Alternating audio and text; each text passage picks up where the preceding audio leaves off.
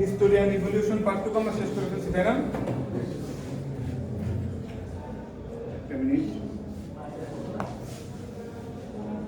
কোনো ম্যাটেরিয়াল এখনো দেখায়নি, তাই না?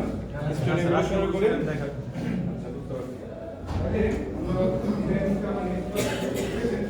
আজকে আমরা থিওরিটিক্যাল পার্ট একটু শেষ করে ফেলবো।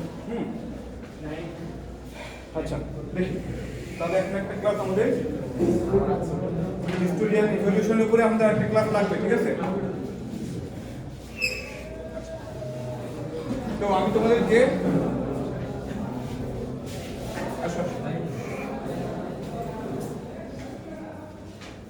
মুরস ল এর সিগনিফিকেন্স কি এটা একটু পড়তে বলছিলাম, দেখছো তোমরা? এটা কিন্তু একটা ইম্পর্টেন্ট জিনিস। আপাত দৃষ্টিতে দেখলে মুরস লটা কি মনে হয় বলো তো? একটা কালেক্টেড ডাটা প্লট করে একটা প্রেডিকশন দেয়া। তো সাধারণ দৃষ্টিতে এটা খুবই সিম্পল, বাট এটার একটা খুব ইম্পর্টেন্স আছে, এটার একটা সিগনিফিকেন্স আছে।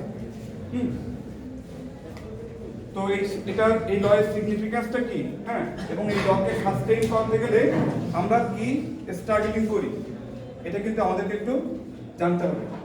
এটা তোমাদেরকে বলছি না আমি মুরস ল, মনে আছে তোমাদের? আচ্ছা,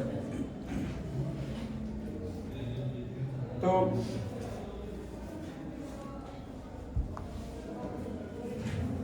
এই যে এই তিনটা গ্রাফিক্যাল ডেটা আমি তোমাদের জন্য রেখে দিয়েছিলাম, তোমরা একটু বাসায় দেখবা। তো এটা একটু দেখো তো, এক্স অ্যাক্সিসে কি ডেটা আছে? টাইম বা এয়ার, ওয়াই অ্যাক্সিসে ট্রানজিস্টর, নাম্বার অফ ট্রানজিস্টর। তো জাস্ট একটু দেখো, এখান থেকে এইভাবে তোমাদেরকে একটু রিড করতে বলছিলাম, কয়েকটা পয়েন্ট এভাবে দেখবা। তো এটা কত? 1000 আর 10000 মাঝে না, মাঝের থেকে একটু নিচে, সে মনে করো যে 6000 7000। তো এটা কত সাল নাগাদ? 1970 সাল নাগাদ। তো এখানে দেখো তোমরা 8086 পড়ছো না, দেখছো?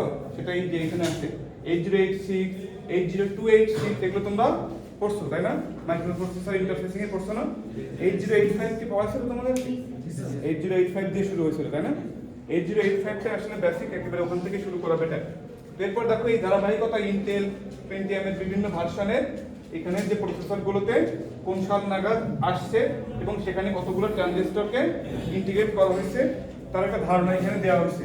এগুলো মুখস্থ করার দরকার নাই, জাস্ট দেখে একটু আইডিয়া নিবা যে কিভাবে আমাদের এই মাইক্রো ইলেকট্রনিক্স বা এই যে সলিড স্টেট যে এরা বা যুগটা শুরু হলো এবং এটা কিভাবে ক্রমবিবর্তন হলো। ঠিক আছে, তোমরা একটু এটা আইডিয়া রাখবা, মুখস্থ করার এখান থেকে কিছু নাই। আচ্ছা, এইটা কি বলতো? ফিচার সাইজ কাকে বলে একটু দ্রুত বলতো? ফিচার সাইজ কতদিন শেখাইতে না? গেটের যে এটা লেন্থ আছে, গেট লেন্থ, তাই না? Very good. ফিচার সাইজ মানে কি? গেট লেন্থ, অর্থাৎ কোন মস ট্রানজিস্টরের সোর্স এবং ড্রেনের মধ্যে যে দূরত্ব সেটাকে আমরা কি বলবো? Gate length, channel length, feature size. আরেকটা নাম বলছিলাম কি বলতো? Technology node. টেকনোলজি নোড, এটা কিন্তু খুবই ইম্পর্টেন্ট একটা রাশি। এটা নিয়েই কিন্তু আমাদের সব ডিজাইনিং বলো, ক্যালকুলেশন বলো, সবকিছু সামনের দিনগুলো আমাদের এই রাশিটা খুবই কাজে লাগবে। এই জন্য আমি তোমাদেরকে একটু আগে থেকে এটা পরিচয় ঘটাচ্ছি। দেখো এই যে সোর্স আর ড্রেনের মধ্যে যে দূরত্ব, অর্থাৎ গেটের যে লেন্থ, অর্থাৎ যেখানে আমাদের চ্যানেলটা ফর্ম করে সেই যে দূরত্ব, এটাকে আমরা কি বলছি? গেট লেন্থ বা ফিচার সাইজ বা চ্যানেল লেন্থ অথবা টেকনোলজি নোড। এক এক জায়গায় এক এক কনটেক্সটে এক এক নামে ডাকা হয়। তো আমরা সবগুলো সম্পর্কে আইডিয়া রাখবো। তো দেখো তো আমরা ট্রানজিস্টরগুলোকে কি করছি বলতো? ডে বাই ডে মিনিয়েচারাইজেশন করছি, আমরা ছোট হয়ে যাচ্ছে। এজন্য এখানে দেখছো যে ফিচার সাইজ কি বলা আছে? এভরি 2 to 3 ইয়ার্স, প্রতি 2 থেকে 3 বছরে কি হয়? ফিচার সাইজটা 30% এর মতো শ্রিঙ্ক হয়। অর্থাৎ কি ছোট করে দিয়েছি আমরা, প্রতি 2-3 বছরে 30% করে ডিভাইসকে আমরা কি করে করতে পারছি? মিনিয়েচারাইজ করে ফেলতে পারছি। আচ্ছা, তো একটু দেখো ওই সেই আগের মতোই 1970-71 আমাদের মুক্তিযুদ্ধ যে সময়টাতে হয়েছে, আমরা একটু এইভাবে সময় কয়টা অনুমান করার জন্য বলতে পারি।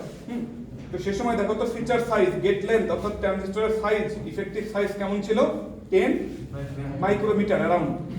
তো দেখো কত দ্রুত এইগুলা দেখছো, আগে সবগুলো গ্রাফ তোমরা ইনক্রিজিং দেখছো, এটা কি ডিক্রিজিং না ফলিং। দেখো 1970 আর 2015 সালে এসে এটা কত ন্যানোমিটার দেখাচ্ছে, 22 ন্যানোমিটার। ডিফারেন্সটা কিন্তু অনেক বেশি, তোমরা ইমাজিন করতে পারতেছো না। এখানে কি আছে মাইক্রোমিটার, কি আছে এখানে মাইক্রোমিটার, খেয়াল করবা এটা কি ন্যানোমিটার। এবং এখন কিন্তু 1 ন্যানোমিটার 3 ন্যানোমিটারও চলে আসছে, 1 ন্যানোমিটার 3 ন্যানোমিটার চলে আসছে। 2 nanometer শুনছি, 1 nanometer শুনছি। মানে গবেষণা হচ্ছে, আমরা পৌঁছে যাব। হ্যাঁ 2 ন্যানোমিটার 3 ন্যানোমিটার অলরেডি আমরা ইমপ্লিমেন্টেশন লেভেলে প্রায় চলে আসবো, এরকম একটা অবস্থা। হ্যাঁ তো তার মানে কি আমাদের ডিভাইস মিনিয়েচারাইজেশন সম্ভব হয়েছে জন্যই এর আগে যে গ্রাফগুলো দেখছো কি হয়েছে, ইনক্রিজ হয়েছে। বুঝতে পারছো? জাস্ট এখান থেকে এই জিনিসটা একটু আমরা ধারণা রাখবো। তো এইখানে কে দেখানো হয়েছিল, করোলারিস, অর্থাৎ কি অবশ্যই সেখানে একটা সামারি টানা হচ্ছে। তো many other factors grow exponentially, অর্থাৎ কি বলতো ক্লক ফ্রিকোয়েন্সি, এটা কি আমাদের ডিভাইসের পারফরম্যান্স ডিটারমাইন করে না। ক্লক ফ্রিকোয়েন্সি কি বলতো, ক্লক সিগন্যাল কাকে বলে? হ্যাঁ স্যার কত তাড়াতাড়ি স্যার একটা সিগন্যাল শেষ হয়ে যাবে? ক্লক সিগন্যাল কাকে বলে? স্যার পালস মতো যেটা পালস ফ্রিকোয়েন্সি আছে, পালসের মতো একটা ফ্রিকোয়েন্সি। তোমার কথাটা বুঝতে পারো আগে বলো। পালসের মতো যে ছোট পালস। পালসের মতো না? এই তোমরা ডিজিটাল ইলেকট্রনিক লজিক ডিজাইন যখন করছো তখন এরকম সিগন্যাল দেখো নাই?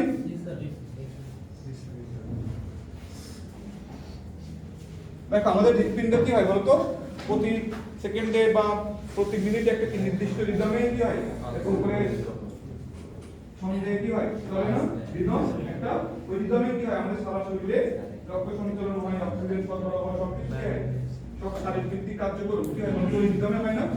তো ঠিক সেরকম দেখো তোমরা কি করছো বলতো, সিনক্রোনাস সার্কিট, অ্যাসিনক্রোনাস সার্কিট মনে আছে তোমাদের? আছে তো মনে? তো ওখানে যাওয়ার আগে আমি একটু বলি সিকোয়েন্সিয়াল সার্কিট আর কম্বিনেশনাল সার্কিট কি ছিল একটু সংক্ষেপে বলো তো। সিকোয়েন্সিয়াল সার্কিট আর সংক্ষেপে আমি একটু রিকল করাচ্ছি, একটু বলো তো সিকোয়েন্সিয়াল সার্কিট আর কম্বিনেশনাল সার্কিট কি ছিল? আমাকে ধরা বাঁধা সংজ্ঞা বলা লাগবে না, জাস্ট কনসেপ্টটা বলো কি ছিল। আমরা ইলেকট্রিক্যাল ইঞ্জিনিয়ার, তো এই ধরনের জিনিস তো আমাদের তো আমরা এটা তো জানবো, ডেফিনিশনটা বা তাদের প্র্যাকটিসটা জানতে হবে। এই ভুলে গেছো সবাই? স্যার ওই কাউন্টার ক্যাসকেড করে স্যার। দেখো এই জিনিসগুলোকে নামের মধ্যে আমি তোমাদের শেখাচ্ছি, প্রত্যেকটা জিনিসের দেখবে নাম, টাইটেল, ফিগার এগুলোর মধ্যে কিন্তু ইনফরমেশন থাকে, তাই না? তো কম্বিনেশনাল আর সিকোয়েন্সিয়াল এই দুটো নামের মধ্যেই কিন্তু আমাদের এই সার্কিটের ওয়ার্কিং প্রিন্সিপালটা লুকিয়ে আছে। কিরকম কম্বিনেশন মানে কি বলতো, তুমি এই বর্তমান সময় প্রেজেন্ট ইনপুটের উপরে তোমার আউটপুটের ডিপেন্ড করবে। যেমন ক্যালকুলেটর, ক্যালকুলেটর কি করে বলতো, জাস্ট এই সময় মনে করো যে আমি দুটো সংখ্যা যোগ করব, তাহলে কি হবে আউটপুটটা এট প্রেজেন্ট এই মুহূর্তে আমি যে ইনপুটটা দিব তার উপর ডিপেন্ড করবে না।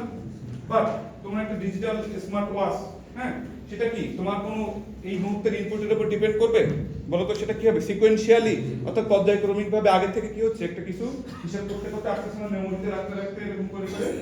তার মানে কম্বিনেশনাল সার্কিট হচ্ছে সেই সার্কিট যে সার্কিটের আউটপুট শুধুমাত্র বর্তমান সময়ে ইনপুটের উপরে ডিপেন্ড করবে, কোনো প্রিভিয়াস আউটপুট তার লাগে না। এজন্য কম্বিনেশনাল সার্কিটে কি থাকে না, মেমোরি থাকে না। আচ্ছা সিকোয়েন্সিয়াল সার্কিট কোনগুলা, যেখানে কি হয় ওই যে আউটপুটটা কি হবে বর্তমান সময়ের ইনপুট এবং প্রিভিয়াস আউটপুট এর উপর ডিপেন্ড করবে। কি বলছি বলতো, বর্তমান সময়ের ইনপুট এবং প্রিভিয়াস আউটপুটের উপরে ডিপেন্ড করবে। এই সার্কিটকে আমরা কি বলতাম, সিকোয়েন্সিয়াল সার্কিট। আচ্ছা তো সিকোয়েন্সিয়াল সার্কিটে যেহেতু তোমার প্রিভিয়াস স্টেটের আউটপুট কত ছিল এটা তোমার বর্তমান সময়ের ইনপুটে ইফেক্ট ফেলে, তাহলে তোমাকে কি রাখতে হবে, একটা মেমোরি রাখতে হবে না? এই সময় ইনপুটটা নিয়ে হিসাব করবা, আবার তাহলে তোমার প্রিভিয়াস স্টেটে যে আউটপুট সেটাকে দিতে হবে না? এজন্য সিকোয়েন্সিয়াল সার্কিটে কি থাকে, মেমোরি থাকে। তো এই জিনিসগুলো যেন আমরা মনে থাকে। তাহলে দেখো এই নামের মধ্যে লুকিয়ে আছে না কম্বিনেশনাল, তার মানে কি জাস্ট যে ইনপুট এখন তুমি দিবা তাদের কম্বিনেশনের আউটপুট। বাট সিকোয়েন্সিয়াল কি হবে, তাদের প্রিভিয়াস স্টেটের আউটপুট এবং বর্তমান সময়ের ইনপুটের উপরে ডিপেন্ড করে তার বর্তমান সময়ের আউটপুটটা জেনারেট হবে। ক্লিয়ার সবাই? আচ্ছা এরপরে বলতো সিকোয়েন্সিয়াল সার্কিট, কম্বিনেশনাল সার্কিট গেল। এরপর হচ্ছে সিনক্রোনাস সার্কিট আর হচ্ছে অ্যাসিনক্রোনাস। এই দুটার কি ছিল? সিনক্রোনাস মানে কি? তোমরা সিনক্রোনাস মোটর, সিনক্রোনাস জেনারেটর এগুলো পড়েছো না? সিনক্রোনাস মেশিন কেন সিনক্রোনাস বলে এগুলোকে? অ্যাসিনক্রোনাস মানে কি? সবগুলা সিস্টেম সার্কিটের সবগুলো সিস্টেম আর কি মানে একটা সিঙ্ক করা থাকবে, মানে একই ক্লোক পালস আর কি একদমই তাই। তো ওই যে দেখো আমি বলছি কি বলতো, আমাদের হৃৎপিণ্ড যেমন কি একটা নির্দিষ্ট পালসে কি হয় বলো তো, পাম্প করে না? তো সে কি হয় আমাদের দেহের সব শারীরিক ক্রিয়া করে নিয়ন্ত্রণ করে না একটা নির্দিষ্ট রিদমে। তো ঠিক সেরকম আমাদের ডিজিটাল ইলেকট্রনিক্স এর ডোমেইনে কি হয় জানো তো, অ্যাসিনক্রোনাস সার্কিট হচ্ছে সে কারো রিদমে চলে না, একদম স্বাধীন। বর্তমান সময় একটা ইনপুট দিবা, তার উপর ভিত্তি করে সে একটা আউটপুট প্রডিউস করবে। বাট সিনক্রোনাস সার্কিট তারা কিন্তু র্যান্ডমলি অপারেশন করবে না। কোন একটা ড্রাইভিং সিগন্যাল কি বলতে বলতো, ড্রাইভিং সিগন্যাল একটা অপারেটিং সিগন্যাল তাকে একটা নির্দিষ্ট ছন্দে কি করবে, অপারেট করবে। হ্যাঁ, তো সাপোজ মনে করো তুমি একটা ডিজিটাল অল্প করে ধরো 1000 গেট আছে। কতগুলো গেট আছে? 1000 গেট। এখন ওই 1000 গেটকে তুমি যদি একটা সিনক্রোনাইজ ওয়েতে অপারেট না করো তাহলে কি সমস্যা হবে বলো তো? কোনটা কখন কি সিগন্যাল পাচ্ছে, কার আউটপুট কখন চেঞ্জ হচ্ছে তুমি এগুলো ট্র্যাক করতে পারবা? আর মধ্যে এখন আমরা এই যে আলট্রা ফাস্ট মনে করো যে রেডিও ফ্রিকোয়েন্সি রেঞ্জে যে অপারেশন গুলো আমরা করি এগুলো কি আমরা করতে পারতাম বলো তো? এই জন্য ডিজিটাল সার্কিট সবকিছুই কেমন বলো, সিনক্রোনাস সার্কিট। তোমার ফোন বলো, তোমার ল্যাপটপ, যে কোনো প্রসেসর বা আইসি কিন্তু কিসে কাজ করে? সিনক্রোনাস সিগন্যালে। সেই সিনক্রোনাস সিগন্যালটা কি বা ড্রাইভিং সিগন্যাল বলো বা অপারেটিং সিগন্যালটা কি? সেটা ক্লক পালস। ক্লক পালস তোমাদের মনে নাই? তোমরা level trigger circuit, S trigger circuit পড়ে আসছিলে মনে নাই? ল্যাচ, ফ্লিপ ফ্লপ মনে নাই? সব ভুলে গেছো? আমি তোমাদেরকে এই জিনিসগুলো আবার একটু এখানে সংক্ষেপে দেখাবো, ঠিক আছে? ল্যাচটা কি বলতো? Level sensitive. ল্যাচ কি? Level sensitive. এই যে দেখো এটাকে আমরা লেভেল বলি, positive level, negative level, positive level, negative level. আর এইগুলোকে কি বলি আমরা? Edge, rising edge, falling edge, rising edge, falling edge. তো ল্যাচগুলো হচ্ছে লেভেল সেনসিটিভ ডিভাইস। আর ফ্লিপ ফ্লপ কি? Edge trigger. এজ ট্রিগার সে কোনো একটা পজিটিভ এজে অথবা নেগেটিভ এজ পেলেই কাজ করে। আর লেভেল সেনসিটিভ ডিভাইসগুলো কি হয়? যখন সে পজিটিভ লেভেলে থাকবে তখনই সে অ্যাক্টিভ বা কাজ করবে, ঠিক আছে?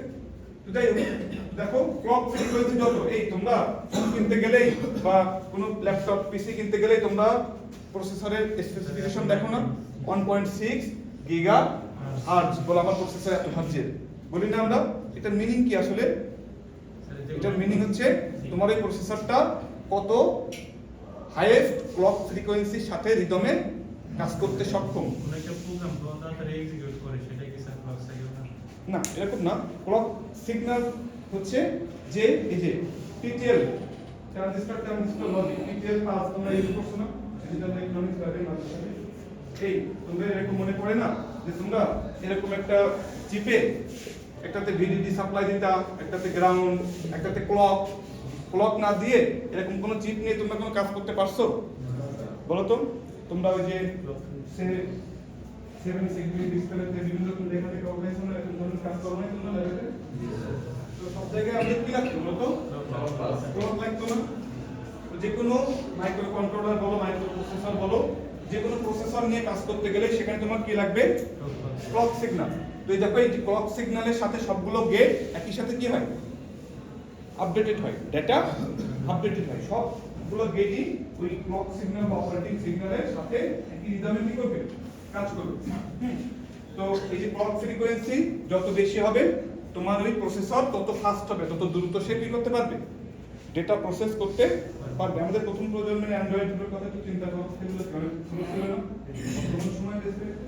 সেই যে আমরা প্রসেসরের পারফরম্যান্স বাড়াতে পারলাম কিসের দ্বারা সম্ভব হলো? এটা ওই যে ডিভাইস ছোট হয়ে গেছে, তাই না? ওদের চ্যানেল লেন্থ কি হয়ে গেছে? ছোট হয়ে গেছে না? তাহলে এইটুকু পাড়ি দিতে, এইটুকু পার হতে একটা ক্যারিয়ারের আগের থেকে কম সময় লাগবে নাকি বেশি সময় লাগবে? কম সময় লাগবে। তার মানে কি সুইচিং যত দ্রুত হবে, যত দ্রুত অন অফ করতে পারবো আমি, ততই কিন্তু আমার কি হবে? ডাটা প্রসেসিং স্পিডটা বাড়বে, তত হাই ফ্রিকোয়েন্সি ক্লক আমি অ্যাপ্লাই করতে পারবো। যাই হোক, আপাতত মনে রাখবা যে ক্লক ফ্রিকোয়েন্সি যত বেশি হবে আমাদের ডিভাইসের পারফরমেন্স তত বেশি হবে। তবে আবার একটা জিনিস তোমাদের মাথায় একটু ক্লিক করা উচিত যে স্যার ক্লক ফ্রিকোয়েন্সি বাড়লে আমাদের একটা সমস্যা হবে কি, আমাদের ডিভাইসের হিট জেনারেট হওয়ার প্রবাবিলিটি বেড়ে যাবে না? ক্লককে আমি ইচ্ছা মতো বাড়াইতে পারবো? যত বেশি ক্লক, যত বেশি সুইচিং হবে, তত বেশি কি হবে, পাওয়ার ডিসিপেট হবে না? এই ক্লক ম্যাক্সিমাম তুমি কত রাখতে পারবা, এটার পিছনে একটা হিসাব নিকাশ আজকে সব কিছু দেখবো আমরা ট্রেড অফ। ইঞ্জিনিয়াররা সব জায়গায় দেখবে কি ট্রেড অফ। তোমরা দেখবা সব জায়গায় যে কোনো ডিজাইনিং এ একটা কোনো পারফরম্যান্স বাড়াতে গেলে অন্য একটা জায়গায় কিন্তু আমাদেরকে স্যাক্রিফাইস করতেই হয়। হ্যাঁ, তা আমাদের কাজই হচ্ছে সবথেকে অপটিমাম অপারেটিং পয়েন্টটা খুঁজে বের করা। এই জিনিসগুলো আমাদেরকে শিখতে হবে। যাই হোক, তো একটা সিম্পল জিনিস আমরা অনেক কথা বলে ফেলছি। তো এই জায়গায় দেখবা যে দেখো প্রসেসরের পারফরম্যান্স বা ক্লক ফ্রিকোয়েন্সি এগুলোও কিন্তু এক্সপোনেনশিয়ালি বাড়ছে। হ্যাঁ, আর এই ডান পাশে দেখবা যে বিভিন্ন সিম্বল দিয়ে বিভিন্ন জেনারেশনের বা বিভিন্ন টাইপের যে প্রসেসর আছে তাদেরকে এখানে দেখানো হয়েছে।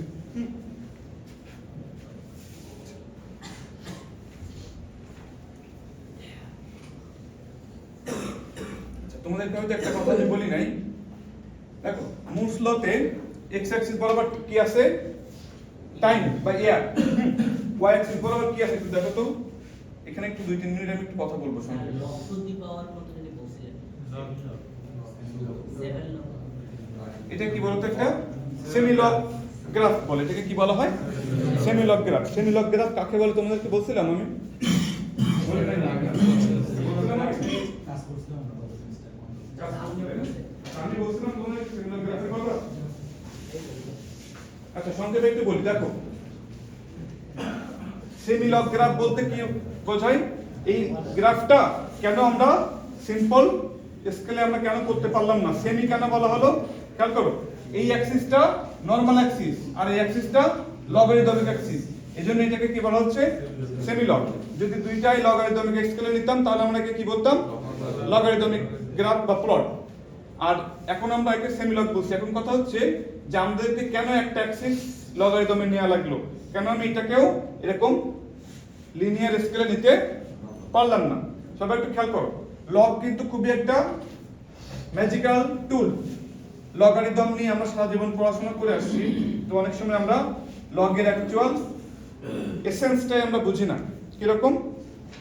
দেখো আমরা আমাদের দেশের পড়াশোনার সিস্টেমটা হচ্ছে অন্যরকম।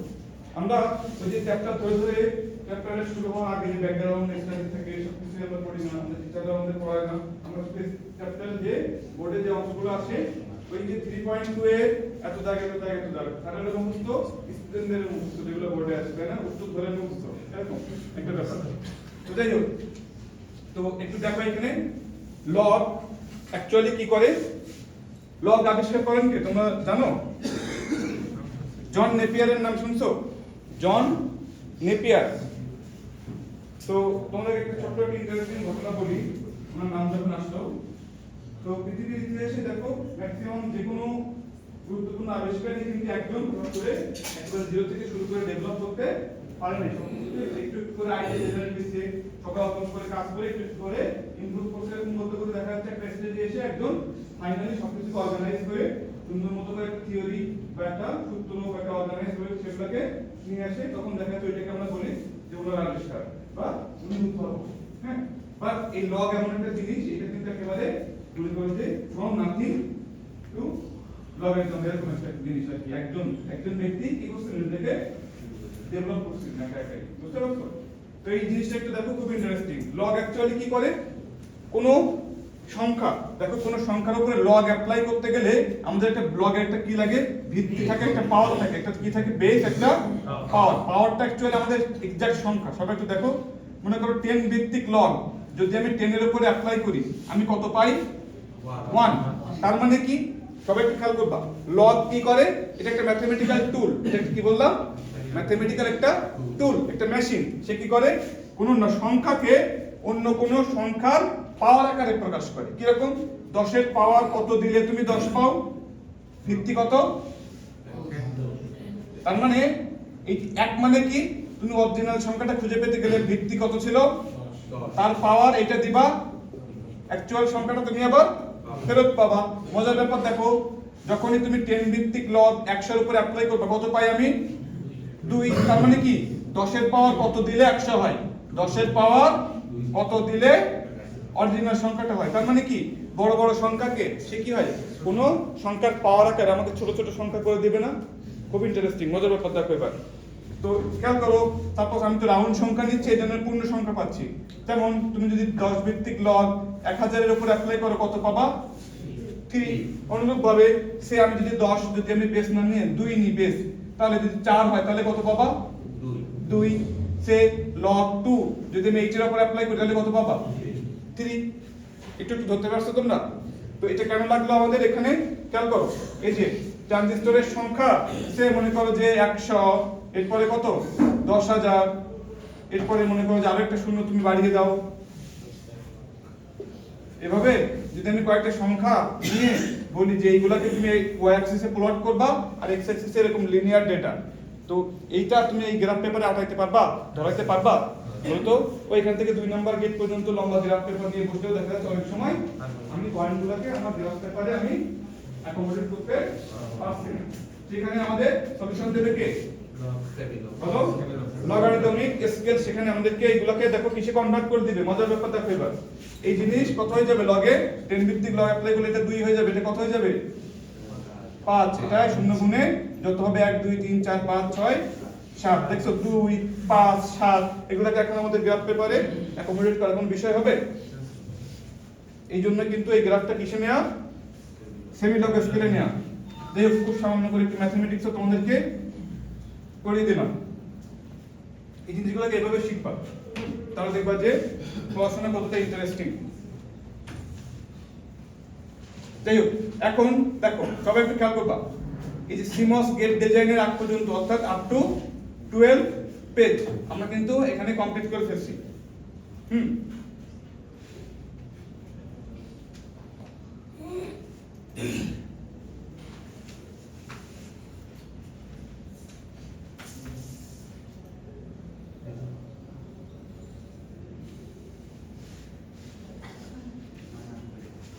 আচ্ছা, সবাই একটু খেয়াল করবা, একটা হ্যান্ড রিটেন ম্যাটেরিয়াল আমি ওপেন করছি, দেখছো?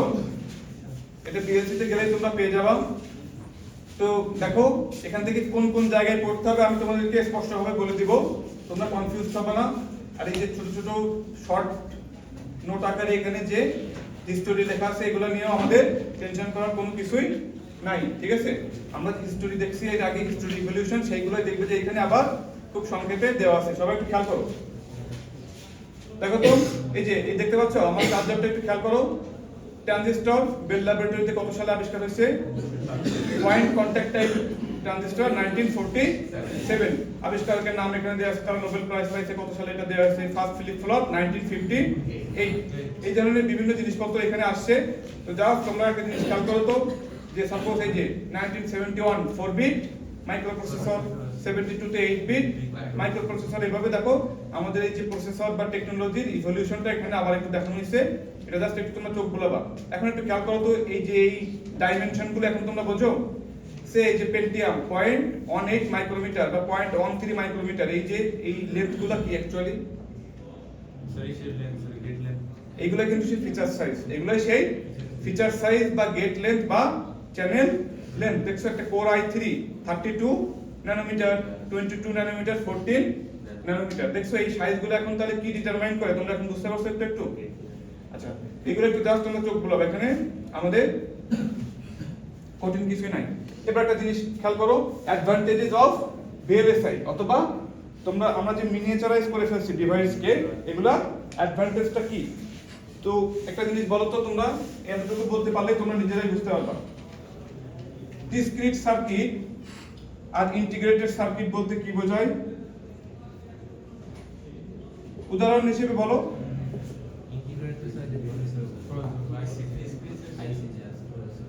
ইন্টিগ্রেটেড সার্কিটকে আমরা সংক্ষেপে আইসি হিসেবে আরো বেশি চিনি। এই ডিসক্রিট মানে কি? বিচ্ছিন্ন। ডিসক্রিট মানে কি? বিচ্ছিন্ন, যেখানে কম্পোনেন্ট গুলো থাকে আলাদা আলাদা, ওদেরকে আলাদা আলাদা করে আমি কানেক্টিং ওয়্যার বা ইন্টারকানেকশন যোগ করে একটা সার্কিট তৈরি করি। বাট ইন্টিগ্রেটেড সার্কিট কি হবে? এখানে কি কম্পোনেন্ট গুলো আলাদা থাকবে, নাকি কোনো একটা সিঙ্গেল চিপ বা কোনো একটা সিঙ্গেল ওয়েফারের উপরে কি হবে? আমাদের ট্রানজিস্টর, রেজিস্টর, ইন্টারকানেক্ট সবগুলোকে কি করা হবে? ফ্যাব্রিকেট করা হবে। এটা কিন্তু আলাদাভাবে একদম জুড়ে দেয়া না, কাইন্ড অফ প্রিন্ট করবো, কাইন্ড অফ কি করবো আমরা প্রিন্ট করবো, কারণ এত ছোট স্কেলে এখানে আসলে কোনো ডিভাইস আলাদাভাবে তো চোখে দেখতেও পাবো না, এগুলোকে আলাদাভাবে ম্যানুয়ালি ইন্টারকানেকশন দেওয়ার তো প্রশ্নই ওঠে না। তো যাই হোক, যেখান থেকে একটু দেখো আইসিতে কি থাকে, resistor, capacitor, diode, transistor, inductor কিন্তু আইসিতে আমরা ইনকর্পোরেট করি না, ঠিক আছে? তো দেখো আইসি দুই রকম হইতে পারে, কি কি? ডিভাইসে আবার কি হইতে পারে সার্কিট, ডিভাইস কি রকম?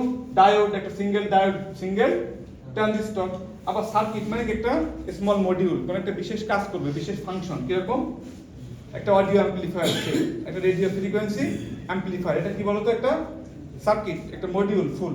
আর শুধু ডিভাইস কাদেরকে বলবো আমরা? ডায়োড, ট্রানজিস্টর, অপ অ্যাম্প, এগুলোকে আমরা কি বলতে পারি আমরা? ডিভাইস। তো আইসি তে আমরা দুইটা ফর্মে পেতে পারি, ডিভাইস ফর্মে অথবা সার্কিট অথবা মডিউল ফর্মে আমরা আইসি তৈরি করতে পারি। যাই হোক, এখন একটু খেয়াল করো তো, ডিসক্রিট সার্কিট আর ইন্টিগ্রেটেড সার্কিটের সুবিধা অসুবিধাটা তোমরা একটু পড়বা। কি বলছে বলো তো? ডিসক্রিট সার্কিটের কি কি অসুবিধা? Many soldering point. তাহলে কি হবে বলো তো? বিভিন্ন আমাদের শোল্ডারিং পয়েন্ট থাকে, কানেক্টিং পয়েন্ট থাকে, তাহলে কি হবে? Chances of error, cost, size, efficiency, maintenance, reliability, এগুলো সবকিছু বলা যায় না? ডিসক্রিট সার্কিটে কিন্তু এই অসুবিধাগুলো আছেই, থাকে। আচ্ছা, এখন যখন আমরা ইন্টিগ্রেটেড সার্কিটে আসি, তখন কি সুবিধা পাই আমরা? একটু দেখো, ঠিক এর অপোজিট গুলো একদম সিম্পল, এগুলো মুখস্থ করবো না, একটু বুঝে পড়ে রাখবে, যেন এই ধরনের জিনিসপত্র আসলে আমরা টেকনিক্যাল ভাষা ব্যবহার করে অন্তত 2-4 লাইন লিখতে পারি, পারা যাবে? শুধু লিখলে হবে না, আমাদেরকে ইঞ্জিনিয়ার তো আমরা, টেকনিক্যাল ইউজ ওয়ার্ড কিন্তু আমাদেরকে ইউজ করতে হবে। হ্যাঁ, তো একটু দেখো, লো কস্ট যখন integrated circuit, lower weight and volume, high performance, high degree of reliability, repeatability. এই জিনিসটা কি একটু বলো তো দেখি। রিলায়েবিলিটি তো বুঝলাম যে নির্ভরযোগ্যতা, তো রিপিটেবিলিটি বলতে কি বুঝছে অ্যাকচুয়ালি? Very good. তার মানে রিপিটেবিলিটি মানে হচ্ছে পুনরুৎপাদন করা। কি করা বলো? পুনরুৎপাদন। অর্থাৎ আমরা যেরকম দেখছো, তোমরা সি প্রোগ্রামিং করছো না তোমরা, এখানে একটা ম্যাট্রিক্স তৈরি করতে গেলে একেবারে কি আমাকে একদম শূন্য থেকে কমান্ড দিয়ে বানাতে হবে, বা ম্যাটল্যাবে কি করতে পারো তুমি? ডাইরেক্ট ম্যাট্রিক্স এরকম থেকে কমান্ড দিলে ওই লাইব্রেরি কিন্তু আপনি কল হয়ে যাবে না? তার মানে কি রিপিটেবিলিটি বুঝতেছো?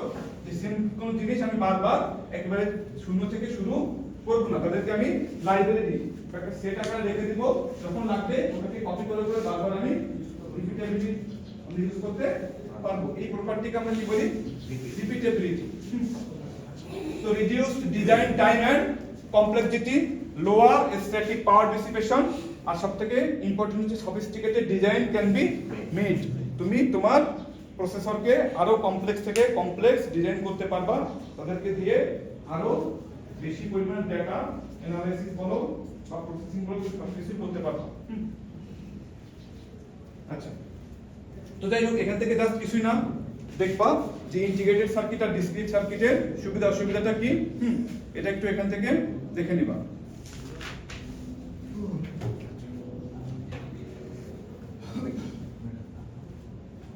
আচ্ছা, এই জায়গাটা একটু সবাই গুরুত্ব দিয়ে দেখবা, এটা কিন্তু অনেক সময় এক্সামে আসে। এটা কি বলছে দেখো তো? ডিজাইন অ্যাপ্রোচ, তোমরা দেখতে পাচ্ছ এটা পেছন থেকে কি দেখা যাচ্ছে? এটা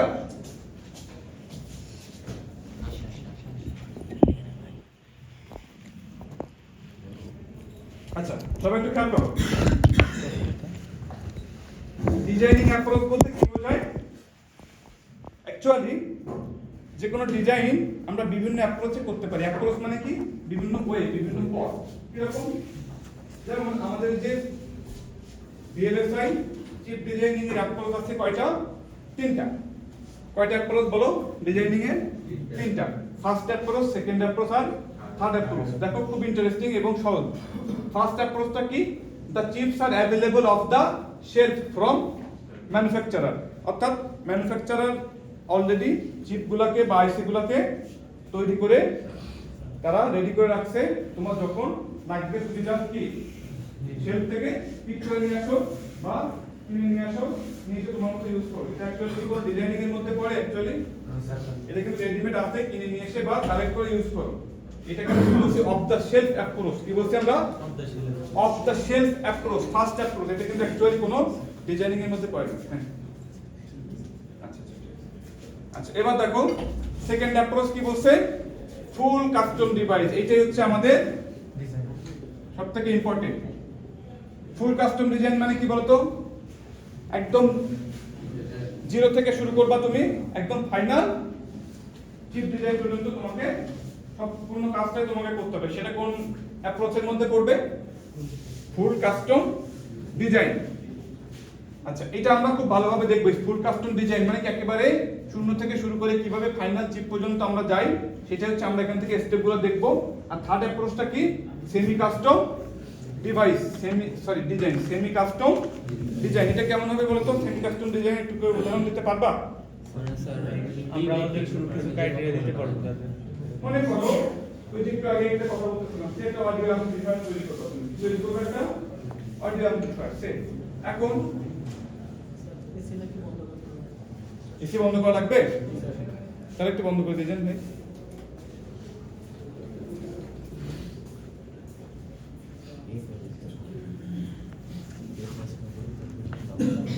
আচ্ছা সবাই একটু খেয়াল করো মনে করো এই যে একটা আমি एग्जांपल দিই তোমরা সবাই আরডুইনো উনো এগুলো তোমরা চেনো না সবাই মাইক্রো কন্ট্রোলার তো সে এটা একটা তোমার এটা প্রয়োজন তুমি ডাইরেক্ট বাজার থেকে কিনে নিয়ে আসছো নিয়ে ইউজ করতেছো সেটা তোমার কোন অ্যাপ্রোচে করবে ফার্স্ট অ্যাপ্রোচ আচ্ছা এবার সেকেন্ড অ্যাপ্রোচ কি তোমার কাছে ওই মাইক্রো কন্ট্রোলার বা প্রসেসরের কিছুই ছিল না একেবারে জিরো থেকে তুমি কি করছো ফাইনাল ডিজাইন পর্যন্ত সবকিছু তুমি নিজেই করছো কাস্টমাইজ করে এটা কোন অ্যাপ্রোচে পড়বে ফুল কাস্টম এবার দেখো সেমি কাস্টম ডিজাইন কি ওই মাইক্রো কন্ট্রোলারের উপর আবার বিভিন্ন মডিউল থাকে না ছোট ছোট এবার মনে করো ওই ছোট ছোট মডিউলগুলোকে তুমি কি করছো কিনে নিয়ে আসছো কানেক্ট করছো পরে ওইগুলোকে আবার ইন্টিগ্রেট করে একসাথে কানেকশন দিয়ে তুমি স্পেশাল কোনো ফাংশন ইমপ্লিমেন্ট করতে পারে এমন একটা মাইক্রো কন্ট্রোলার তুমি কি করছো ডিজাইন করছো সেটা কোন অ্যাপ্রোচে করবে সেমি কাস্টম একেবারে জিরো থেকেও না একেবারে রেডিমেড তাও না বুঝতে পারছো রেডিমেড ছিল কি ছোট ছোট মডিউল আকারে সে তো তাদেরকে অ্যাসেম্বলি করে বা কম্বিনেশন করে তুমি সামথিং নিউ দাঁড় করালে সেটাকে আমরা কোন ক্যাটাগরিতে ফেলবো সেমি কাস্টম ডিজাইন তো সবথেকে ইম্পর্টেন্ট কি যে আমার কাছে কিছুই থাকবে না আমি সব তৈরি করতে যেন পারি এটা যদি পারি তাহলে এটা পারবো এটাও আমি পারবো তাহলে অনেক সময় কিন্তু পরীক্ষায় কোশ্চেন আসে যে সেমি কাস্টম ফুল কাস্টম ডিজাইনিং এর ফলো বা হায়ারার্কিটা তুমি বর্ণনা করো তো এই জায়গাটা একটু সবাই দেখো কয়টা স্টেপ দেখো তো একটা দুইটা তিনটা চারটা পাঁচটা ছয়টা আর ফাইনাল এটাকে যদি একটা স্টেপ হিসেবে ধরি আমরা প্রায় 7টা স্টেপ এখানে তো এটা যদি কখনো আসে তুমি যদি এই স্টেপগুলো লিখে রাখো তাহলে কিন্তু এখানে মার্ক কাটা যাবে ফুল মার্ক কিন্তু পাবা না কি করতে হবে বলতো প্রত্যেকটা স্টেজে অ্যাকচুয়ালি কি কাজ করা হয় সেই সাইড নোটসগুলো তোমাকে কিন্তু এখানে লিখতে হবে পাওয়া যাবে এখন আমি একটু বুঝিয়ে দিচ্ছি সংক্ষেপে সবাই একটু এটা বুঝে রাখবা দেখো ফুল কাস্টম ডিজাইন ফ্লো বা হায়ারার্কি কিভাবে আমরা ফুল কাস্টম ডিজাইনটা করি এবং এই যে এই ফ্লোটা ধরেই দেখবা যে আমরা আগাবো ঠিক আছে আমাদের এই কোর্সে লার্নিং এও আমরা কি করব এই ফ্লো ধরে আগাবো দেখবা ইন্টারেস্ট পাবা তোমরা এই জায়গাটা খুব ভালোভাবে পড়বা মুখস্থ করবা না বুঝে মনে রাখার চেষ্টা করবা আস্তে আস্তে দেখবা করতে মুখস্থ হয়ে যাবে তো ফার্স্ট কি হবে বলতো কি আসবে আমার কাছে সিস্টেম স্পেসিফিকেশন তার মানে কি ওই যে ফুল কাস্টম ডিভাইস সবকিছু আমি কাস্টমাইজ করব একেবারে যা আমার মন মতো আমি সব তৈরি করব আমি তাহলে কি তোমার কাছে একজন কাস্টমার বলো বা তোমার একজন ক্লায়েন্ট তোমার কাছে সে কি বলবে আমার একটা এরকম প্রসেসর লাগবে ওটা স্পিড এরকম লাগবে ওটা রেডিয়াস কত এমন হবে পাওয়ার কনজাম্পশন এমন হবে ওটা ওয়েট এটা এই পরিমাণ বেশি হতে পারবে না বুঝতে পারছো একটু তো এইগুলোকে আমরা কি বলি সিস্টেম স্পেসিফিকেশন হ্যাঁ চাহিদা যে কি লাগবে আমার তো দেখো processing speed or time or delay size area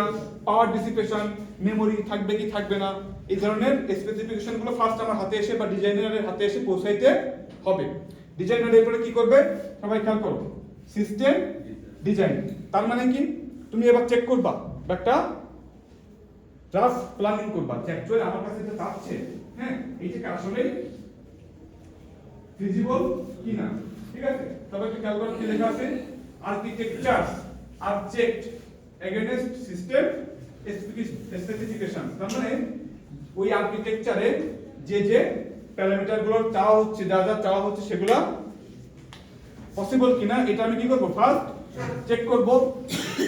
rough কি হবে, ফ্লোর প্ল্যান।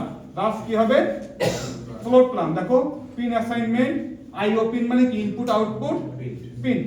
অর্থাৎ সেই সিস্টেম ডিজাইন লেভেলে তোমার কাছে তো তুমি জানো যে আমাকে কি কি রাখা লাগবে, মেমরি থাকবে কি থাকবে না। তো এই যে আমরা যখন বাড়ি তৈরি করার সময় কি করি, আমরা living room, drawing room, kitchen এরকম ভাবে কি করি, আমরা ফ্লোর প্ল্যান করি না?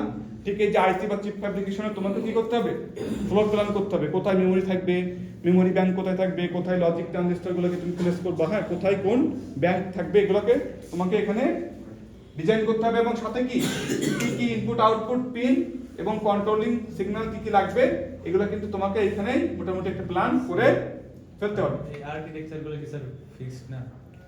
ফিক্সড মানে কি, দেখো এগুলো কি, তুমি তো ডিজাইনার, তোমাকে কি এক এক সময় এক এক স্পেসিফিকেশন মিট করতে যে তোমার ওখানে চেঞ্জ আনা লাগবে না? এটা কি প্রিভিয়াসলি তুমি একটা রাফ একটা কি করলে, খসড়া একটা প্ল্যান করলে, এরপরে ওখানে ঘষা মাজা করে বিভিন্ন ফাইন টিউনিং করে করে আস্তে আস্তে তুমি তোমার ফাইনাল প্রোডাক্টটা বানানোর চেষ্টা করবে। স্যার যেমন x86 তারপর ARM আর্কিটেকচার এরকম। বুঝতে পারি না, আমরা বলো x86 architecture sir, ARM architecture. ওগুলো তো ফিক্স। আমরা কি করছি, ওগুলো তো ফুল কাস্টম। মানে মনে করো যে তোমার কাছে সে মনে করো যে তুমি একটা ইঞ্জিনিয়ার হিসেবে কোথাও আসো, তো তোমাকে বললো যে তোমার স্পেস ক্রাফটে একটা বিশেষ কাজের জন্য একটা স্পেস চিপ পাঠানো হবে। তো সেখানে একটা চিপ মনে করো যে ফ্যাব্রিকেট করে তোমাকে বসাইতে হবে। তোমার কাছে বলে দিল যে এটা বেশি ওয়েট হতে পারবে না, এখানে এত বেশি জায়গা নেওয়া যাবে না, এরকম করে আপনি একটা আইসি বা চিপ ডিজাইন করে দেবেন। বুঝতে পারছো? ওইটার তো আর কোনো ফিক্স নাই, একদম নতুন করে কাস্টমাইজ ডিজাইন। ফুল কাস্টম কেন বলছি, মানে কি একদম যেভাবে আমাকে চাওয়া হবে, নতুন জায়গায় যেভাবে সেভাবে কি করবো, ডিজাইনটা তৈরি করে দিতে যেন পারি। আচ্ছা, যাই হোক, সিস্টেম স্পেসিফিকেশন তোমার কাছে চলে এলো, ইঞ্জিনিয়ার কি করলো, সিস্টেম ডিজাইন করলো, ঠিক আছে? ইনপুট আউটপুট পিনগুলো হিসেব করে ফেললো, বেসিক ফ্লোর প্ল্যান করে ফেললো, হ্যাঁ। এরপরে কি করতে হবে বলতো, লজিক ডিজাইন।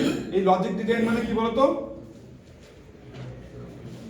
দেখো আমাদের কাছে তোমরা এই যে এরকম ধরনের কাজ করছো না, দেখো এই জিনিসগুলো কিন্তু সব জায়গায় কাজে লাগবে। দেখো একটা জিনিস কিন্তু এমনি এমনি পড়ানো হয় না, সবাই খেয়াল করো। তোমরা এরকম দেখা যাচ্ছে এসওপি, পিওএস এগুলোর সাথে কি পরিচিত? Product of sum, sum of product, পরিচিত এগুলো? কি করতে, কাইন্ড অফ ম্যাপ বা কে ম্যাপ, এগুলো তোমরা কাজ করছো না? কি করে এগুলো বলতে একটু আমাকে? এগুলো দিয়ে আমরা কি ফাংশন শিখছিলাম, কি করতাম আমরা এগুলো দিয়ে? কেউ একজন বলো। একটা বুলিয়ান ফাংশনাল লজিক, একদমই তাই। একটা বুলিয়ান ফাংশনের এক্সপ্রেশনটা আমরা ফাইন্ড আউট, বা ইকুয়েশনটাকে আমরা ফাইন্ড আউট করতাম, তাই না? দেখো আমি একটা উদাহরণ দিই, এই জিনিসগুলো কিভাবে আসে। সে মনে করো তুমি একটা অটোমেটিক কফি মেশিন তৈরি করবা, কি তৈরি করবে? একটা অটোমেটিক একটা কফি মেশিন। সেখানে মনে করো যে ইউজার একটা কমান্ড দিয়ে দিবে, সেই অনুযায়ী কতটুকু চিনি, কতটুকু জল বলো, কতটুকু দুধ যাবে, সবকিছু সে ওখান থেকে সিলেক্ট হবে। এখন ক্লিয়ার করো, তুমি কি করবা, তোমার সিস্টেমের কয়েকটা ভ্যারিয়েবল তুমি এখানে ডিক্লেয়ার করবে, তাই না? কি করবা, কয়েকটা ভ্যারিয়েবল। এবার দেখো বিভিন্ন কন্ডিশনে তুমি যা চাও সেগুলোকে তুমি কি এই যে বাইনারি ফর্মে তুমি কনভার্ট করতে পারবা না? পারবা কি না? 0 1 ইয়েস আর নো দিয়ে। এরপরে এই জিনিসটাকে এক্সিকিউট করতে পারে এমন একটা ফাংশন তুমি কি করে নিয়ে আসবা, তোমার এক্স ওয়াই আর জেড এর সাপেক্ষে একটা ফাংশন তুমি কি বের করে নিয়ে আসতে পারবা না? এটা কিন্তু আমাদের ওই যে এসওপি বা POS kind of method use করে যেটা শিখছি, এটা কি?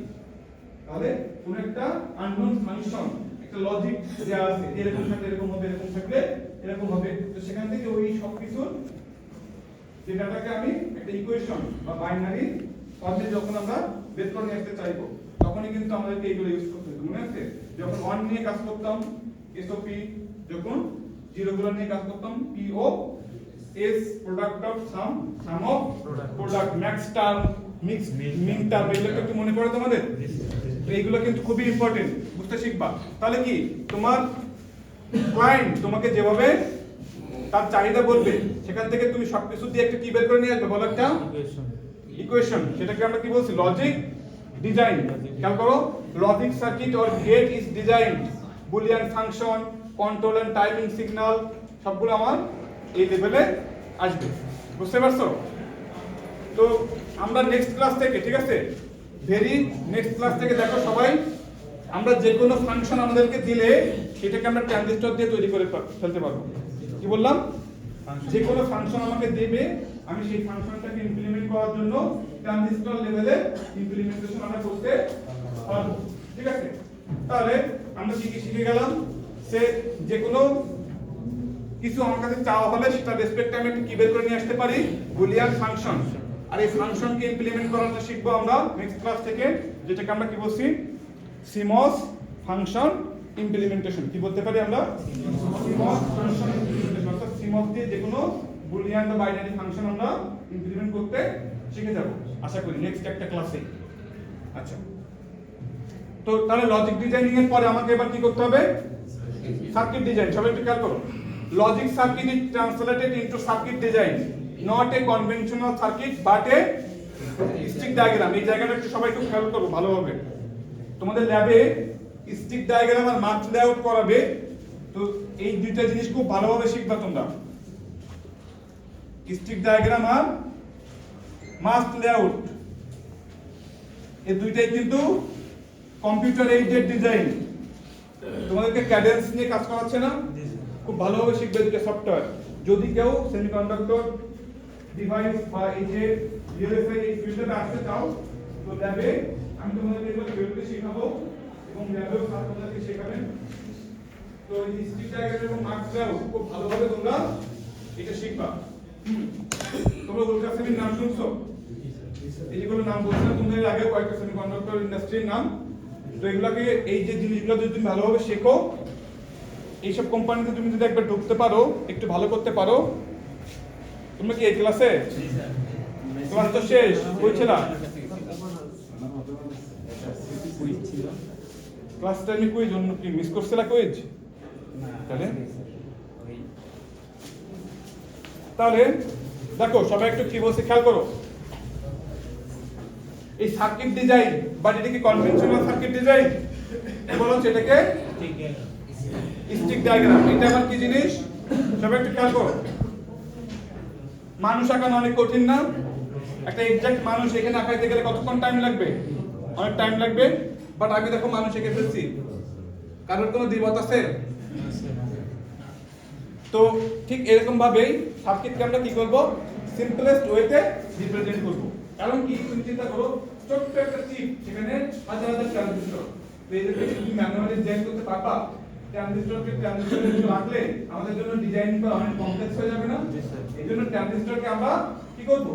স্টিক দিয়ে প্রকাশ করব। স্টিক মানে কি? সরলরৈখিক কিছু রেখা। সরলরৈখিক কিছু রেখা। আমি স্টিক মানে কি লাঠি আমরা জানি না? তো ঠিক দেখো এরকম সরলরৈখিক কিছু রেখা দিয়ে আমি কি করব? আমার ট্রানজিস্টরকে আমি রিপ্রেজেন্ট করব। তাদেরকে আমরা কি বলি? Stick diagram.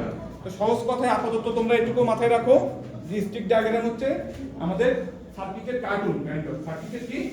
কার্টুন। এটা সিম্পলেস্ট ভার্সন, যেটাতে আমরা তাকে রিপ্রেজেন্ট করতে পারি। আপাতত একটু মনে রাখো।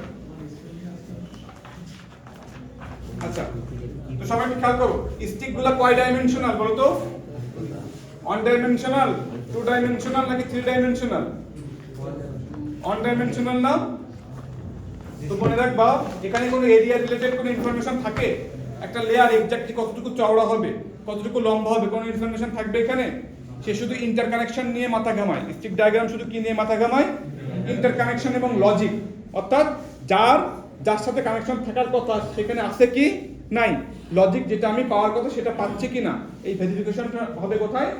স্টিক ডায়াগ্রামে। এখন তুমি যদি দেখো স্টিক ডায়াগ্রাম পর্যন্ত আমার সবকিছু ঠিকঠাক আছে, ওই ওয়ান ডাইমেনশনাল স্টিককে তুমি এখন কিসে কনভার্ট করে দিবা? Two dimensional mask. জাস্ট যা থাকবে হুবহু ওয়ান ডাইমেনশনাল জায়গায় আমি কি করে দেব বলো? টু ডাইমেনশনাল মাস্ক কনভার্ট করে দিব। এগুলোকে স্টিক বলে, আর এগুলোকে কি বলে? Two dimensional. এই যে রেক্ট্যাঙ্গুলার, এগুলোকে আমরা কি বলতে শিখবো? মাস্ক।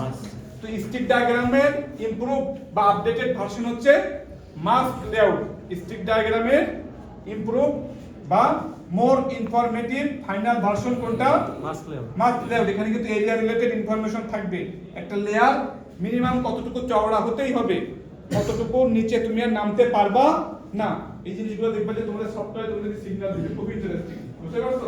তুমি একটা লেয়ার তৈরি করবা, তো একটা লেয়ার তুমি বেশি ন্যারো করে ফেলছো, সাথে তোমাকে ওখানে দিয়ে দিবে, ওয়ার্নিং দিবে যে এটা কিন্তু এর নিচে তুমি নামতে পারবা না। কারণ একটু কল্পনা করো, জিনিসগুলো ন্যানো স্কেলে, তো যদি তুমি মিনিমাম উইথ বজায় না রাখো তাহলে কি ব্রেকডাউন হয়ে যাবে না? একজনের সাথে আরেকজনের শর্ট সার্কিট হয়ে যাবে, কারেন্ট বা চার্জ লিক করবে, অনেক ধরনের আনওয়ান্টেড সিচুয়েশন কিন্তু দাঁড়াবে। সেফ সাইডে থাকার জন্য আমাকে কি করতে হবে? একটা মিনিমাম উইথ, একটা মিনিমাম লেন্থ আমাদের কি করতে হয়? বজায় রাখতে হয়। তো সেই জন্য আমরা এটাকে আমরা কি বলছি বলতো? Mask layout. খেয়াল করো, এই মাস্ক লেআউটে কিন্তু তোমার মিনিমাম এরিয়াটা তুমি এখান থেকে এস্টিমেট করতে পারবা। কি করতে পারবা? মিনিমাম চিপের কতটুকু জায়গা, দেখো এই যে প্রত্যেকটা লেয়ার কতটুকু চওড়া হবে তুমি জানো, তাহলে কি মোটামুটি একটা এস্টিমেশন করা যাবে কি যাবে না? Rough estimation. আমার চিপটা ফাইনাল তৈরি হয়ে যাওয়ার আগেই আমি ডিজাইনিং করতে করতেই একটা রাফ এস্টিমেট করে বলে দিতে পারবো যে আমার চিপটা এতটুকু জায়গা নেবে। করা যাবে কি না? আচ্ছা, হ্যাঁ নিব। এটা আমি শেষ করি। তো সবাই খেয়াল করো, এইটা হচ্ছে দেখো, এটাও কিন্তু ডিজিটাল ফরম্যাট, এটাও কোন ফরম্যাটে?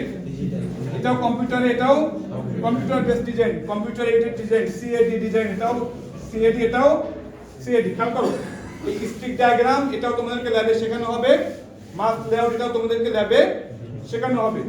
তো ডিজাইনার স্কেলে তোমার ফাইনাল ডিজাইন হচ্ছে কোনটা বলো তো? ডিজিটাল ফরম্যাটে মাস্ক লেআউট। এই মাস্ক লেআউটটা ফাইনালাইজ করে তুমি কোন ম্যানুফ্যাকচারারকে দিয়ে দিবা, তারা তোমার এই ডিজাইনটা নিয়ে অটোমেটিক ম্যানুফ্যাকচারিং মেশিনে কি করবে? চিপটা ফ্যাব্রিকেট করে ফাইনাল আউটকাম তোমার চিপটা প্রোডিউস করে দিবে। আমরা ডিজাইনার লেভেল পর্যন্ত ফাইনাল স্টেজ কোনটা? Mask layout. মাস্ক লেআউটটা আমাদের ফাইনাল ফরম্যাট। এরপরে দেখো কি বলছে, এই যে দেখো জিওমেট্রিক লেআউট। সেই যে জিওমেট্রিক ইনফরমেশন কোথায় থাকে? Mask layout. স্টিক ডায়াগ্রামের পরের স্টেপ কি? Mask layout. এই মাস্ক লেআউটটা তুমি ফ্যাব্রিকেশন কোম্পানি বা ম্যানুফ্যাকচারারকে দিয়ে দিবা, তারা সেটা ফ্যাব্রিকেট করে তোমাকে ফাইনাল চিপ বা আইসি তৈরি করে দিবে। ক্লিয়ার সবাই? তো দেখো আমরা এই প্রত্যেকটা স্টেপই শিখবো যে কিভাবে কোন স্টেপ করে। এরপরে আরেকটা স্টেপ আমাদের আছে, সেটা কি? ফাইনাল চিপটা তো আমি তৈরি করব, এটার পারফরম্যান্স অ্যানালিসিস করব। আমরা আবার কি করব? সেটা পাওয়ার ডিসিপেশন কেমন, বা সেটা ডিলে কেমন, এই ধরনের অ্যানালিসিস আমরা করতে শিখবো। তো সবাই এই যে ফ্লোটা আমি দেখালাম, এই ফ্লোটা খুব ভালোভাবে স্টাডি করবা। কারণ কি, এটা তোমার মাথার মধ্যে একটা সুন্দর আইডিয়া দিবে যে একটা চিপ ম্যানুফ্যাকচারিং এ আসলে কোন কোন স্টেপে আমাদেরকে সামনে আগাইতে হয়, বা আমরা এই কোর্সেও দেখবা যে ঠিক এরকম ধরে ধরে আগাবো। ঠিক আছে? কখন কোন দিকে আসছি বা চিপ ম্যানুফ্যাকচারিং কতটা শিখলাম, এটা নিজেকে ইভালুয়েট করার জন্য এই স্টেপগুলো আমাদের জানা প্রয়োজন। ইন্টারেস্ট পাবো তোমরা। ক্লিয়ার সবাই? তো থিওরিটিক্যাল কথাবার্তা মোটামুটি শেষ। এরপর থেকে আমাদের ডিজাইনিং শুরু হবে।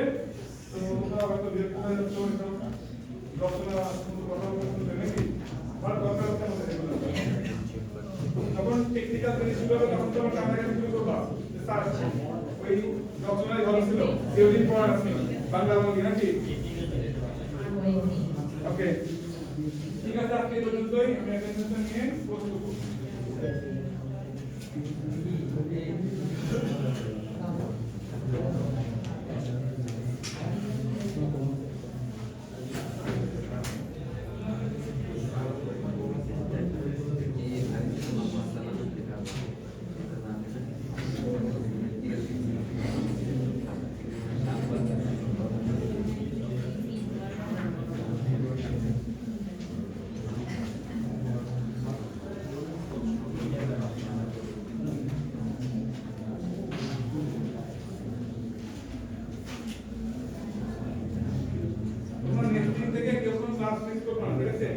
এবং কাইন্ডলি একবার নেক্সট দিন কিন্তু আমরা